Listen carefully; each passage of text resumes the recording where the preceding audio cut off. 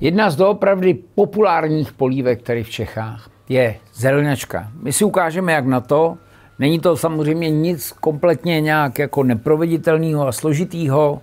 Je to bum bum a jedem. Takže základem vaření je oheň, to víme, že jo, všichni už. Tak, malinko to stáhnu. Dobrý. Dám tam rozpustit trošku sádla.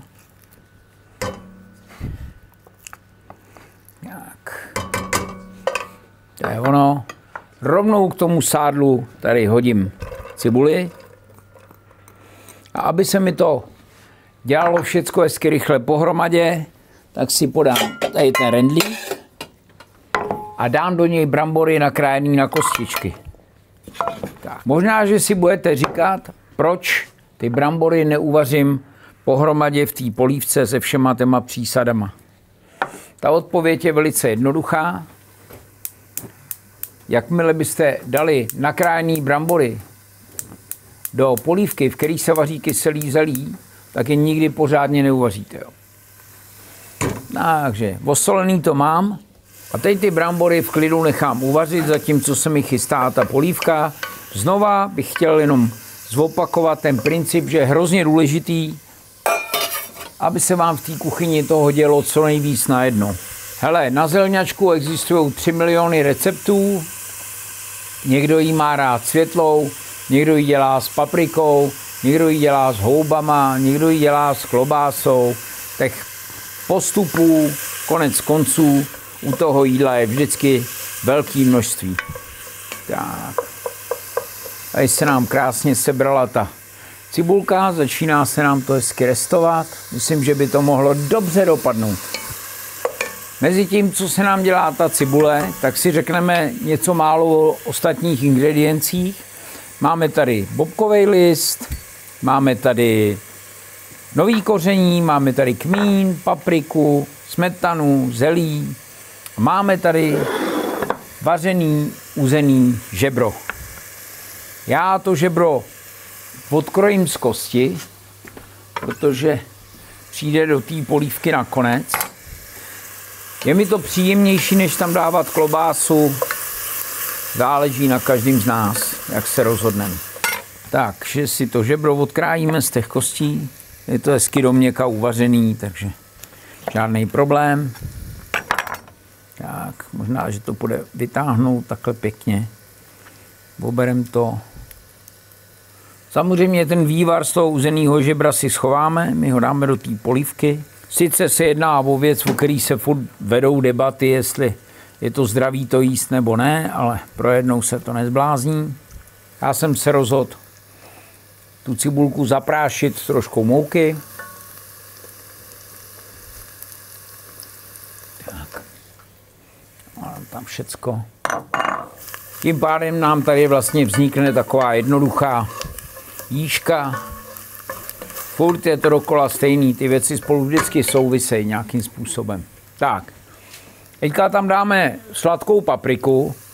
Sladká paprika, si myslím, že v té zelňačce vždycky tomu dá hezkou barvu, příjemnou chuť. Někdo tam dává papriku pálivou, já si na ní teda moc nepotrpím.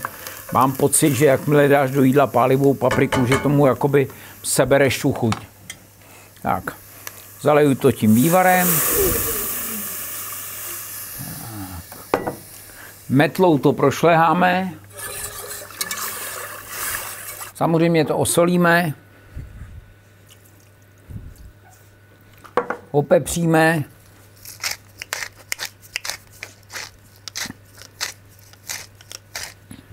Dáme tam trochu kmínu.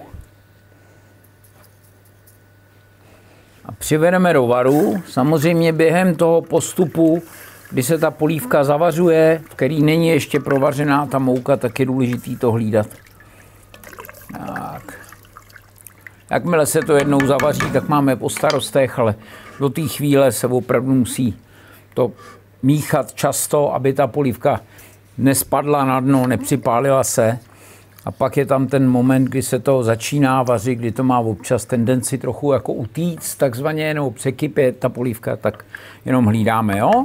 Super. Přidáme tam pár bobkových listů a novýho koření. A můžeme po vočku sledovat to, jak se nám tady vaří ty brambory, skvěle, výborně. A mezi tím si překrájíme to vepřový žebro. Já tu polívku chci mít takovou rustikální, nakrájím to trochu hrubší, než by se mohlo nabízet, ale neděláme jako opravdu žádnou věc, která by nějak zásadně měla mít nějaký vizuální dopad, takže to můžeme nakrájet tímhletím jednoduchým způsobem na menší kostky. Tak.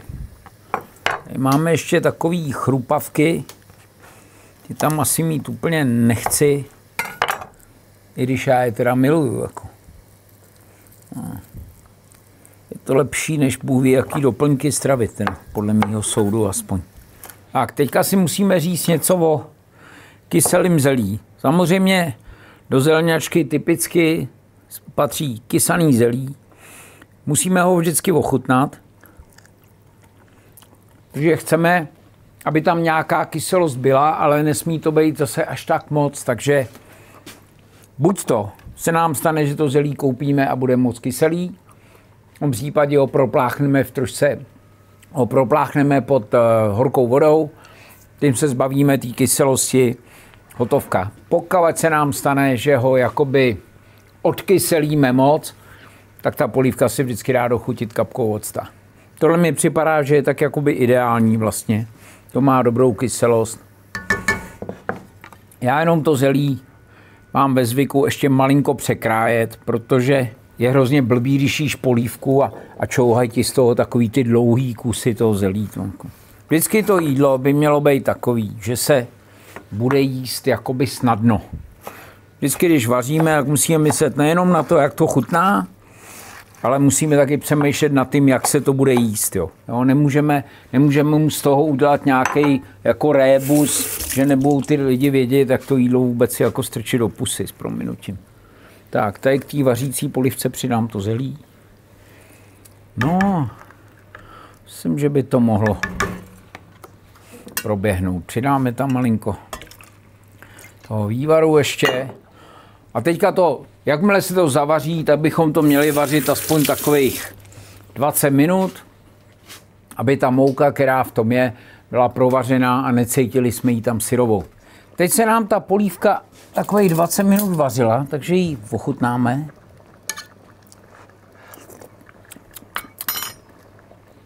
Pětku soli. Určitě trochu pepře.